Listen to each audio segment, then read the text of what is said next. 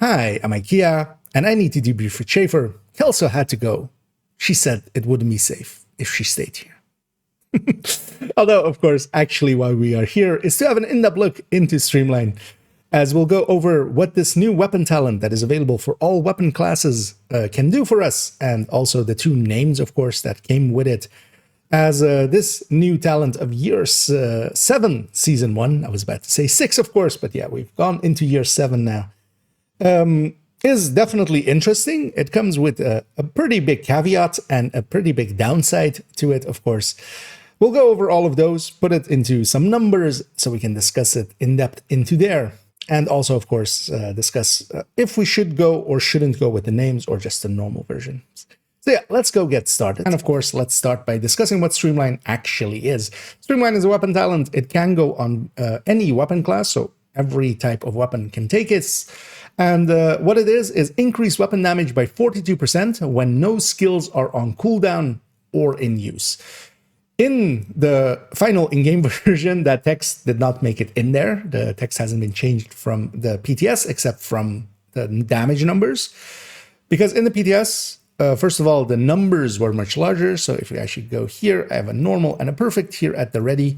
On the perfect, we have 47% as the final version of weapon damage, and on the normal version, 42%. This used to be 87 and 82%, which was, to me, an insanely high amount, especially as well as in the PTS, it was also no skills are on cooldown, which meant that if you had a shield or let's say a healing drone or spotting drone, things that are deployed in use, but not per se actually on cooldown, like throwing out a turret or such, all of those things would not actually deactivate Streamline. In the final patch notes that they put out, they did actually change the text a little bit. Actually, zoom in a little bit more than that. So here we have the LUD and the Purist, which we'll look into in a second, which are the two names, an SMG and an AR version. The talent itself, first of all, as well, it is different for PvE and PvP. On the PvP version, it is basically a -10 across the board. So for the names and also for the normal version, it is 32% versus 42%, and then 37 versus 47 for the names. But here as well, then the wording of it is plus weapon damage when no skills are deployed or on cooldown. I feel in use, no skills are in use is a better terminology for this, and I'll actually be using that because deployed means a specific thing. There are other talents, for instance, like Faraday and Overclock, for instance, from Hermana and such, that actually use deployed skills, which generally means hive, turret, similar things that you throw, and they are in the world and an object in the world, effectively. That is deployed. So them using it here is kind of not correct because it's also any skills in use. If you just pull out a shield, which isn't deployed for the purposes of, for instance, Faraday or Overclock, it does actually deactivate Streamline here. Both of these changes from PTS to the main game are definitely, to me, improvements. Streamline was looking to be way overpowered, and especially as well, not with enough downsides for how much damage it had. It had way too much damage, and it didn't have enough downsides. They've added in downsides. They've reduced the amounts that it does. Now, where does it land now? So yeah, for that, I've of course prepared some spreadsheets. We'll go into the in-depth, just looking into the weapon itself. But let's first go and actually look at it in the weapon tables. And for that, we'll first come to just the AR tables as we have them here.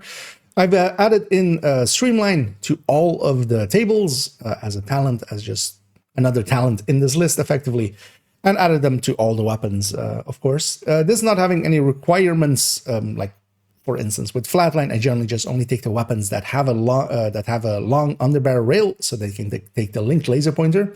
We've just added them to all here.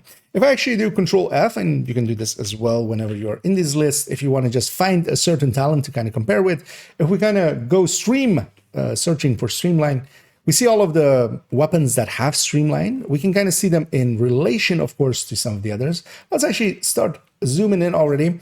Now, of course, things like Sadist and such are already going to be higher. If we just look at the Lexington, for instance, here, if we compare a Lexington with Killer active, now, of course, Killer requires a kill to be activated. That's also, for instance, why the Sadist, while it is at the top, we generally compare against Killer and Measured as the general ones, because Sadist, of course, uptime-wise, there isn't good ways of having perfect uptime without actually reducing either the effectiveness of the build or the effectiveness of the team, for instance, by having an OD in the team. All that doesn't per se reduce effectiveness, but yeah, that person could be running striker and maybe be better off and such. So here we'll be comparing it mostly against killer and measured. Killer, of course, does require a kill to be activated, but that's, as we kind of discussed in the caretaker video that was before this, and also in a separate video, killer has a really high activation rate, especially with this season as well, where we can go over the 60 crit cap through the modifier that we have. And that can give very great results for killer. But killer already was one of the top picks generally, except for when you wanted more consistency, or there is like just one enemy you're shooting at, and then we would generally take measured. Where does this Streamline kind of sit in between? And it is actually when Streamline is active, as you have to remember that this is just weapon damage. It isn't a plus 42% amp. It isn't a plus 42% separate multiplier. It is 42% additive to the weapon damage pool. Now, of course, the weapon damage pool can vary wildly between builds because we can go for more red cores, more blue cores, things like the memento, for instance, feed into the weapon damage pool. All of those things kind of matter to this. And that's also why we kind of need to discuss it a little bit more in depth than just looking at it here, which is a full red build at 30 grading. This is effectively the worst case scenario for the Streamline. We have the highest grading, which is also weapon damage. We have a full red build effectively putting into that.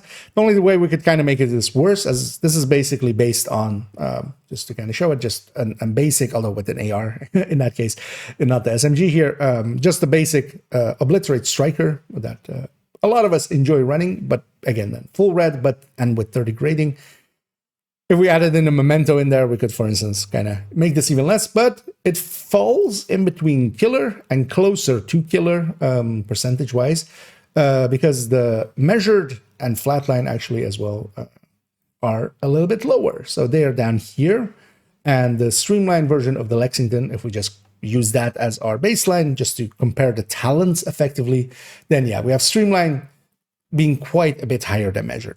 But of course, it comes with its downsides. That's the major thing that we kind of need to discuss. And also that depends on the player way more than it does on the build, for instance, in this case. One thing we can look at as well is actually on these AR tables. For now, only on the AR table. I've actually made a second tab. It's at the bottom there. You can kind of see it. The tabs are on the bottom in spreadsheets. If we go to that second tab, which is just the Lexington with its talents, and actually we're comparing on here. Let's zoom in a little bit again. We're comparing here. The no talent is 100% point, so we can kind of see what each talent on burst and sustain adds to it, and then a burst table and a sustain table here, of course. This has been actually very useful to kind of discuss some of these talents, because here again we're kind of have Streamline kind of highlighted there. We can see that versus the no talent Lexington here, we're gaining on this build, which is again kind of the worst case scenario for it. We're gaining 16% still from Streamline, which is more than the 11-12% that we gain from flatline or measured, and a little bit below the 20%-ish that on this specific build we're gaining from killer. Because killer, of course, as well will wildly differ depending on how much crit damage you have, so a different stat pool.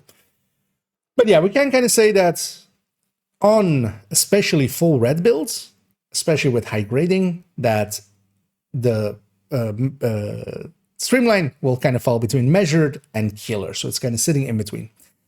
But of course, not when we're going to look at, in a minute, when we start swapping cores. And for that, I have, of course, prepared a spreadsheet.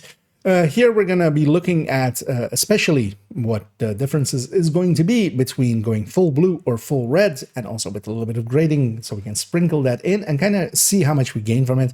And then an AR table and an SMG table, especially to discuss what the named versions and which ones are actually worth using from those. This, of course, will be linked down below, together with actually the tables I showed a second ago, plus the patch notes. I'll make sure to link all of them in the description so you can go to them very easily. Let's actually go and start looking at this very first one, where we're going in between red and blue cores. And also to introduce these multi-calculators for those not familiar with them. These are multi-calculators of my design. We can use this to compare up to 10 builds and just compare them on their percentages. difference especially. And what we do is we have input down here together with the weapon going and being input up here. And what we especially get at is a burst and a sustained DPS number. So we can compare them on those. And then the percentages are all here comparing to the top slot here. And here, actually, for most of this, we could actually just only input the weapon damage here, and we would actually get results. We're only really comparing on this build, effectively, the differences that happen within this weapon damage part. Because, of course, that's the only multiplier that is changing because of Streamline. Because, yeah, again, it is just basic weapon damage. Here we have it on 0 grading, just to start off with. We'll alter that in a second to be 30, of course. And then we're going basically from having 6 red cores to 0 red cores and all the steps in between that, of course. Now, of course, what we do with the other side of it, if it's blue cores or yellow cores or such, it doesn't per se matter. So we're kind of just leaving that out. But effectively, we're just upping our weapon damage or lowering it. And what I've added in here as well is how much the talent adds. And we'll see that as well for the other ones. Because, of course, that's the interesting part of it, is that as we reduce, of course, weapon damage, we're gaining better returns from it. This is the diminishing returns that we kind of talk about. When we increase a pool, the more we put into that additive pool, especially any system that is additive to itself, as you add in more and more into it, your final returns, as long as there are other multipliers, which in Division there always are, you can't just go just weapon damage. Like there's always still crit there and headshot there and other stats. So when you have that, you have diminishing returns because this pool is not filling in a multiplicative way. So it's not multiplicative to itself, it's additive to itself in that way. So as we go down, we have basically the inverse effect because we're reducing how much the pool initially was and how much we're adding to it is relatively in relation to that part more, of course. So that's what we see here as well. On 6 reds, we have here 18%. And yeah, this difference from the 16% we saw a second ago, that's that grading. We'll put that in a second. But at 0 grading, if we just have 6 red cores, and then here as well, we don't have 6 red cores plus Fenris, for instance, because that would, of course, up that even more. But if you're going to go with Streamline, you are already going to not, for instance, here, go with, in that case, Fenris. You would much rather go with Cheska, which you should already anyway. But we see that, yeah, it goes from 18% to 19% to 21 to 22 to 24 to 27. And on the 6 blue, and even on the 6 blue, because yeah, it's 42, of course, from the talent, it's the normal version. If we subtract 42 from 82, we get 40. And that's the minimum, at least on an optimized build that you can have. Because you have 10 from the watch, assuming you have the watch, of course, as well. But we'll take those as the basic numbers. 10 from the watch, 15 from specialization, 15 from the weapon itself. So 40 as a base, plus 42 here, as even with 0 red cores there. And there we see the biggest returns as well, 30. Now, of course, if you don't have the watch yet, you could even go below this. But just to, not to add way too much to this, we'll keep it to what is basically an optimized build. As likely most people will, you won't choose directly to not optimize your build if you can. So most people will work towards that, at least. If we up the grading to 30, which is the new number that we can reach nowadays in because of Brooklyn, it came in. There's enough items for us to reach. We've gone from grade 28 being the highest. We've jumped over 29 because that would be just the season's worth with the Brooklyn items as well on top. We have enough there to reach grade 30. When we add that in, now we see that 16% that we had a second ago. We are basically the exact same calculation here that we had there because it's the exact same build. This is that same Obliterate Striker with a Cheska chest and the weapon on top here in AR. And at grade 30, at its worst, with 6 blues, we're gaining 24%. So it does drop quite a bit the more grading we add in because same pool again, more diminishing returns coming in. As we add in more into it, the returns we get from that are diminishing. Now, is this still enough? As we saw, Killer kind of was landing on 20, effectively around the 20% mark. And this will vary a little bit, for instance, for SMGs, which have a crit chance stat. Because of that, the crit damage generally on a build is higher. And because of that, Killer effectively drops down to 18-ish%. So It depends on the weapon class and such. That's also why I would recommend just going through the weapon types. We won't go to all weapon classes and looking through all of them from SMGs, LMGs, and such, if there's a differences there. Especially the SMGs have a difference because, yeah, they feed into crit chance, but LMGs generally as well, as I'm picking crit chance stats there as a third one. So we can gain quite a bit from this, because even at its worst, as again, this is basically effectively the worst case scenario for it, except if we were to add in Fenris, but that would just be a bad choice, so we won't. We'll just put in Cheska and keep it at 130 base, effectively, plus 30 from grading, and then plus 42 from the weapon talent. It's still a 16%, so ahead of measured. So do we pick this just outright? As here we have to kind of discuss the big downside, of course, because yeah, it isn't just 42 weapon damage if you have this talent. No, it is when no skills are in use or on cooldown. Now, of course, again, the in-game text not updated yet. They hopefully will do that quickly. Otherwise, it's going straight into the wrong text guides. Yeah, we have two tools here, even on a full red build. The Hive, of course, is a tool that most of us will be familiar with on red builds. And when it is on cooldown, of course, if we get downed, we lose the ability to have Streamline. Now, that isn't as big of a deal breaker as it would appear to be, because you can do effectively just this. What if we grab a Streamline weapon, although preferably both ARs or both SMGs, just so you don't have to reconfigure the build. But let's say we're running SMGs. What if we run, for instance, just the Streamline, and then, well, in this case, maybe a Dark Winter or such as a secondary. When the Hive goes down, we swap to whatever other talent, and then we come back. Of course, the ACS, kind of a great tool for Striker, but it isn't per se necessary on a 100 stack that we need for just an Obliterate version. Now, on a chess version, yeah, I definitely want to have that ACS there just to stack up enough that it's worthwhile to actually run the chest consistently. But when we're just running the Obliterate version, yeah, we could do that. But to me, the thing is, for instance, on most of my red builds in the build collection, actually, if you can look behind them, I generally do recommend the Pulse, and also I just run the Pulse a lot. And dev-approved wall hack, which is what it is effectively to me, and I quite often call it that, is worth quite a bit. I know where the enemies are. It helps my awareness of the situations a lot. I know what enemies they are as well, so I can prioritize, killing some of the more dangerous ones or some of the simple ones just to get the numbers down. Will I run Streamline? No. It is way too valuable to me to have whatever I have in the slot, because, of course, this could be a foam. This could be a shield, which a lot of people like. A decoy is a really great tool, even for a full red build. An EMP sticky can completely deactivate a Marauder and actually make a Marauder fight quite easy. But then, of course, as well, we have the new toy of this, actually, well, the DLC, actually. And that is that we can get the Smart Cover. And Smart Cover, the precision one, because yeah, there are two versions of it.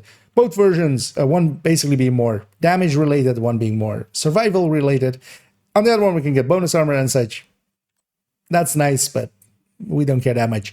On this one, we can get weapon handling and damage to targets out of cover. This 10% damage to targets out of cover, I would rather just run a normal talent and then run this, for instance, because especially as well as we maybe add in a few tiers or maybe just run Technician, we can already put that to 17, or maybe even with the modifiers on, which can give us another skill tier as well. Maybe even take it, for instance, here to 19. Those numbers add up quite a bit, of course. And yeah, and Killer plus this will outdo it outright. But just the utility that you would lack when running this outright and just trying to just do this. I've already tried, of course, to proficiency, for instance, some of the weapons. And I haven't, this season especially, not been doing it through just dumping in resources into it. I've reached proficiency rank 6 here on the LUD, and while running it, I've definitely felt somewhat just constrained, almost imprisoned by this talent. And that's kind of its downside. But that's me. do remember to use my skills, not to pat myself on the back or such, but just in a real sense. A lot of people just don't use their skills. Their skills, the only thing that will effectively displace or disable this talent is just that their hive is on cooldown, and they aren't using that other slot anyway. But I would just recommend actually just using that slot. As we saw, the returns of it can be said to be worth it, especially in certain situations, because we can gain more from this, as we saw in certain situations, at least not per se on a full red than killer, but definitely the measured. And killer, we couldn't already use in a bunch of places because, for instance, with killer, there is nothing to kill on some of the raid fights or incursion fights. You're just shooting at a boss and you just need damage. And this does make kind of sense for that. You could keep your skills off of cooldown effectively. And even, for instance, in incursion, there is an healer, usually with the lovebirds, a healer alongside. They can generally have a BTSU glove and supercharge and reset everybody's hive, even if somebody loses it. So now that becomes a much more pragmatic thing to do just for the damage and such. So yeah, there is a whole discussion here, effectively more about what the skill actually, or what the weapon talent actually costs in skills that we do need to have, but it's going to be different for every person. So I can't speak for everybody. I can just basically speak for myself and maybe even try to generalize and justify it in some way. But yeah, for me, the loss of skills is too big of a price in general to pay for this. And let's move the discussion as well to actually some of the names. So here we have the LUD, which is the new named. It is based on a Mark 16, the Mark 16 SOCOM. And it is, of course, the Mark 16 isn't in the greatest place, but it has the perfect version, which is 47 instead of the 42 of the others. So it is actually gaining more from the talent, of course, in relation to the others, because it's just the bigger talent. Everything else here, as we kind of see, the talent, of course, isn't really swapping just because we're changing weapons, because it isn't being affected by that. Now, of course, in between them, there is differences. If we just, if we look at, for instance, a Lexington versus a P416 S tier weapon versus a high B, low A weapon, yeah, they, of course, were losing some burst DPS there, and even some quite a bit more in sustain as well. But the talent, of course, is still doing the same, because that is just contingent on this number here. And that's also why I've actually implemented here a system where we can add in grading and when we can add in how many red cores we have into this. So especially if we add, for instance, or remove the red cores, as well, actually, let's first introduce that we have a Lexington here with killer. And killer, of course, here in this specific setup, adding around 20% just from that 70. We also have the option down here to enable and disable killer. Turning this 1 to a 0 will enable and disable it. And same for Streamline up here, just activate, deactivate. On this one, and on this, we're not inputting a number just because there's two different numbers here, of course. So it will actually activate perfect killer at perfect killer's amount. So that's why it's 1 for those wondering. Especially when we kind of compare killer versus these weapons. When we drop it to, for instance, yeah, that 0 red cores, 0 grading, now, yeah, killer isn't even ahead at all anymore, of course, while Streamline jumps ahead. At a cost, of course, but yeah. This, of course, also then needs a kill, which is the downside of killer. So it's going to be very situational, kind of, not per se tied to playstyle, but more so tied to the content, and especially as well, somewhat the build. Because as we see, if we are running something with a bunch more red cores, for instance, than 0, if we kind of go to maybe, let's go 3 red, 3 blue, or well, the blue side doesn't matter if it's just 3 red. Now they're already getting closer to each other. But then again, killer needs a kill. It can't be active for that first kill. Streamline can. They're not per se similar in that way. And then, yeah, Streamline is quite a bit ahead. But of course, if we kind of then look at 30 grading, 6 red cores, and everything's active, the increase that we get from especially perfect streamline on the LUT specifically, I would say isn't worth it. So for instance, if we have a FAMAS or Alexi, of course, Alexi is kind of in a special place. We can't get it at the current time. We're not sure if we're going to get it ever. But if we're kind of comparing to a FAMAS, we're dropping quite down a bit going to a Mark 16. The Mark 16 isn't in a great place as a weapon. So because of that, I feel while it does sustain decently well, if we kind of compare that to an AUG, now we should discuss that the Mark 16 is a pretty good handler. I would say the Lexington is definitely on par. I would say the M4 is definitely on par, and the Honey Badger and the Fall are pretty much on par. I would say the FAMAS, the P416, and especially the AUG are handling worse. So we do kind of have to consider those things. But just on burst and sustain, yeah, I would pick an AUG over a Mark 16 here with perfect talent on this.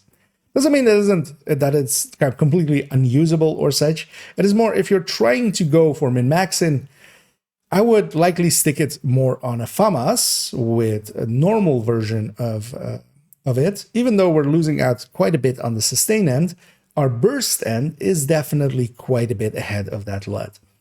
You could make a case for the LUT, especially in longer fights, to maybe go that route, and then the perfect talent, that 5% weapon damage extra, will maybe make a difference. Now, of course, this is also the thing, we gain more from it than when we, percentage-wise. Because actually, if we look at the burst percentage here in comparison to the rest, when we actually go back to grade 0 and maybe, let's say, 4 red cores, or actually even let's go to 0 red cores. Even though I actually hit something else there. There we go. In relation, now, the LUT moved up a little bit. Because, of course, that 5% more weapon damage is now worth more just because we have reduced the total pool effectively. But, of course, while you're going less red cores, you're also dropping damage. Now, you need to be doing something with that. For instance, one thing we do a lot, if we don't go red cores, we go blue cores and then pull out a shield, which we can't with this, right? That kind of breaks this, I feel, a little bit for me, because in general, if we're kind of considering a lot of damage, we want to have the max grading, we want to have all the red cores, and in that way, I would rather have the consistency of for instance, as well measured, which is more around, as we saw, around the 12% mark, than, for instance, trying to go for this and then having to be constrained by its downside of not being able to use or have skills on cooldown. So overall, I would say the LUT isn't in the greatest place. It is just because it's on one of the lesser weapons. And I would personally, especially the Fall, where, yeah, it doesn't keep up on sustain, but it is quite a bit ahead on burst. Handling-wise, it is very much similar, and of course RPM wise it's in that same ballpark. I would likely go with a Fall with normal streamline over the Mark 16 here. And let's move on to discussing the Purist, the SMG that is of this. It's the SMG 9A2 as its base weapon. And what we consistently see in the SMG tables, the SMG on builds that are in the DPS tables, is that the SMG 9, which is a different variant of or a different type of weapon. The SMG 9 has 2 mods. The SMG 9A2 has 3 mods. They have a different base, as their bases do differ. And because of that, generally the SMG 9 with the same talent is ahead. Now, the SMG 9 is a very much used weapon, I would say, right now, together with the TAC Vector. I would say those two are the top picks in the SMG category. We've also put in a few of the others, just some of the more general pick ones, all of the Vectors, an MP7 and an MP5, just for comparison's sake. All of those are definitely worth picking somewhat. They are the A's and the B's, basically. The S tier, the A tier, and the B tier kind of here, although, well, the SMG 9 is definitely on the A tier as well. Normally, I would split the SMG 9A2 then in the B tier, and you would generally just go with the other SMG 9, 2 mod version. But we see actually when we have it here with Purist, whenever Purist is active, actually in this case, the SMG 9A2 does have enough in that perfect talent to kind of overtake the SMG 9. Now, this does mean though, and this is also the reason we have the option to turn off Streamline. When we turn that off, that means that because we're gaining more from the talent, kind of in the same way with Caretaker versus Lexington being kind of on par, that means with a bigger talent, that means when we're dropping down, of course, they aren't, because the Lexington has to be ahead, because with a smaller talent is reaching the same number. So here is the same. When we fall, when Streamline is off, effectively, now it is behind a little bit. But is that a major issue? Not per se. In this case, I would definitely say that the Purist is worth picking here. Mostly because if you're running Streamline, you're going to make sure that you have the uptime there. Maybe even not have a Revive Hive. Maybe just have 2 skills with short cooldowns that you just don't use, effectively. And if you die, you just die. And that's kind of fine for running around and such. Or just don't die as a solution. Although, of course, as we all know, that one isn't that practical. But yeah, when we have Streamline back on, the difference that we see between those is somewhat small. Then, of course, what we already saw is that, yeah, the attack vector, which is one of my top picks, one that I quite enjoy running, which is likely as well what I would pick if I'm running this, but definitely there's a better case to be made for the Purist than I feel, at least, than for the Lud. Because, yeah, they are closer in burst to the attack vector. The attack vector is a little behind on sustain, and we don't have a Lexington, for instance, in this category to kind of overshadow everything the way that the Lexington kind of does. And yeah, in this case as well, we would, of course, maybe go with a few more blue cores and SMG, grabbing an SMG, usually more short range. I would like to have a few blue cores. But the thing is, again, I would like to have a few blue cores to feed into a shield so that my shield is very tanky, because the player themselves, even with 6 blue cores, even if we just drop all of the red cores and really gain a much more significant amount from Streamline, if I'm 6 blue, still face tanking doesn't work out, because snipers and such and explosions still take big chunks out of you. And the way we would run that is with a shield, and we can't with this. And there's also the thing, this talent was going to become the mainstay basically on I would say things like tech tanks and such, because yeah, they usually don't have skills on cooldown. The Artificer Hive is just on their back, the shield is just in use. You would just pull it out and then put it away again. There's a little moment where it does go on cooldown technically, but not practically. So yeah, that would have been the go-to, and they of course have generally a little bit less weapon damage, although they land in the 115s and such for the Striker, and even the 130 for the Heartbreaker. So it would have been the mainstay for those. If we kind of push this up all the way to its max, yeah, we see actually that on this build, we're gaining that same 16% that we kind of saw again once we push this up to 30 grading and all the blue core, all the red cores there. Keep in mind as well, for the comparison to Killer, we are putting a 20% headshot rate, because of course, if we up this to not that, but actually 100% headshot rate, not the headshot stat, then Killer actually receives less, because of course, crit damage and headshot are going into the same pool, so they affect each other. For the other one as well, I had this on 20% headshot rate. It is important that you know that. What we see here, though, is that, for instance, attack vector with Killer, and this is kind of the thing we were discussing earlier with SMGs, they gain, of course, a little bit more crit chance. That is their class. Second stat. You gain some crit chance there. What effectively happens there is that pushes up the crit damage. So if we kind of scroll up, we have the crit damages of the weapon or the AR ones landing in the 150s, a 139 there for one that is missing a mod there. Then if we kind of look at the SMGs here, we're in the 188s, 178. So we're gaining less from Killer. So especially, for instance, on SMGs as well, Killer is, of course, giving a little bit less. Also, just to point out, Tac Killer, and yeah, we could put in, for instance, Dark Winter. Maybe I should have actually, I realized just before recording this.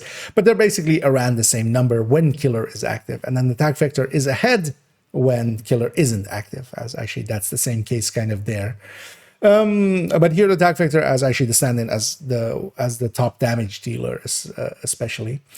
So we see that, yeah, here, for instance, SMGs, it makes a little bit more sense just because Killer is a little bit compromised. But of course, Measured isn't. Measured is still around that same, around the same numbers that it always does, which is around that 12% at least for a build like this. Because Measured, of course, will alter. The more or less weapon damage, total weapon damage you have, the more or less RPM gets added by the build, so especially Umbra and Strikers kind of fall into that, which we're running it here on Striker, and of course how much weapon damage you have as well there, because that is the tree that measured hits. In here again, yeah, it is actually a pretty hefty increase. If you are looking for just that damage, you are willing to give up the use of skills or the situation, it's kind of fine to not use skills. For instance, I could see it in raids or such. Maybe 1 or 2 people are not set up with this. Everybody else is, and they just don't use their skills and just don't get downed. And you just get this increase consistently, because this is a hefty increase. And this is, of course, again, kind of its worst case, where we have the highest grading and all red cores. And that's kind of also the conclusion here. And indeed, to conclude this video, we'll kind of go back to this first one and now discuss with also, having discussed that, the downsides of it. Is it worth it in some places? I would definitely say so. This is enough of an increase, especially even still on the worst case scenario for it, a 16%. That is still above measured. And situationally, for instance, in the raids and such, I could see a chunk of the players not having it. Now, of course, a healer, of course, doesn't matter for it. Maybe one person is running a recon drone. They want to have that out, and maybe they run measured. Everybody else, for most of the boss fights, or even you might even give up that and just go for callouts. Because generally in raids, having foams on a bunch of people, having decoys on a bunch of people, having pulses going out or a recon drone going out, that helps it and makes it much more consistent. But also, you could just have more damage. Is that a price worth paying? Situationally, group-wise, actually as a team-wise, you kind of have to make those decisions. Overall, I would say, especially once you kind of push a little bit higher and in a build that has maybe a few more yellow cores, I would say especially. But then it's kind of getting into the waters of, for instance, a capacitor, which generally, if you have a few yellow cores, especially more than 4, especially more than 3, actually, it is kind of the top contender in that place. If you're pushing to 6 yellow, definitely the capacitor is going to win. I haven't per se fully ran the numbers, but we can kind of, we know actually how much the capacitor can add, of course, just weapon wise. And when that, through its talent with six yellow cores, is adding in effectively 3 red cores worth 45. And this is adding 42, and the weapon on the PDR is kind of better, and it has, more crit damage. We can kind of have the final conclusion there. And of course, it is adding as well to skill damage, which is kind of the builds that the capacitor kind of goes into as well.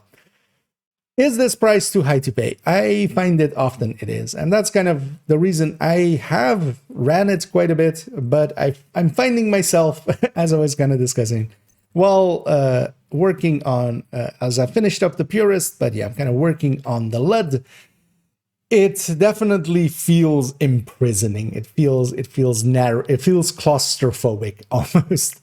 I am, of course, kind of, using flowery language here. It's not hurting me physically, but it's kind of hurting me mentally. And I find, lastly as well, the naming convention that they've used here quite good, as LUD is kind of the word that kind of then goes into becoming Luddite, somebody who wants to stick in the past. They don't want to do the new things and such. They are opposed to change, innovation, or such. Which is, of course, somebody, if they don't use their skills, you could call them a Luddite. But on their end, what they might say is they just like using their gun and they are a purist. So I kind of like that juxtaposition of these two names against each other. And definitely, this is an interesting talent, one to consider in basically all situations. It is part of every discussion from now on with weapon damage talents. We kind of have to include it. And especially on certain builds, I could see this standing out more. The biggest downside of it is generally when we see that as well, when we kind of push towards having, for instance, more blue cores to have a little bit more tankiness, which this talent would be kind of perfect for. Those same blue cores we generally also want to put into shield. And that, of course, clashes with this talent. I feel that's the biggest downside of it. That doesn't per se mean that the talent design is bad. Actually, I very much think this is one of the best talents designs that we've gotten in a while, because it comes with a downside. It has an upside. It is actually somewhat balanced as well now. I would consider it maybe even better if it was just a teensy bit lower, but definitely it's good that it isn't 87% that it was in the PTS for the perfect. Because then I would have ran it, and I would have felt claustrophobic still, but I would have just ran it because it would have blown everything else out of the water. So this change is definitely welcome. But yeah, that gets us fully to the conclusion here. And yeah, thank you all for joining me. I hope this was informative, even though I haven't basically given you a final conclusion, a very strict one of like, this is just better or this is just worse, because it isn't. This one is very much one of these, it depends. And the factors, you know now, it's weapon damage, especially on builds where maybe you're running more blue cores or yellow cores, it can quickly become the thing to go for. In the yellow section, of course, capacitor competes with it. In the blue section, the losing the ability to have a shield really hurts it. As otherwise, yeah, I would have loved this, for instance, for pistol builds or bulwark builds or some such. It being weapon damage, which we haven't discussed here per se, is also that it goes into Headhunter. If you're not running Determined and you don't like running Determined, most people, or a lot of people, were leaning towards Flatline and the spotting drone. I would say this is definitely the one to go for there. It ups the damage by significant amounts. And there as well, you can live without using your talents. You have a Revive Hive and the other one you just don't use. And then maybe as well, run 2 marksman rifles, one with, one without. And that way you can swap over if you want to put a skill on cooldown or if your Revive Hive gets hit. So yeah, thank you for joining me. If you did enjoy this, please do any and all of the algorithm things down below. It does help out, so I'll do that, a little bit of shilling here. In future videos, we're actually going to go do a short by my standards, on the builds that they actually give you with the journey. As yeah, I saw that they are giving you a few builds as you're completing through the journey.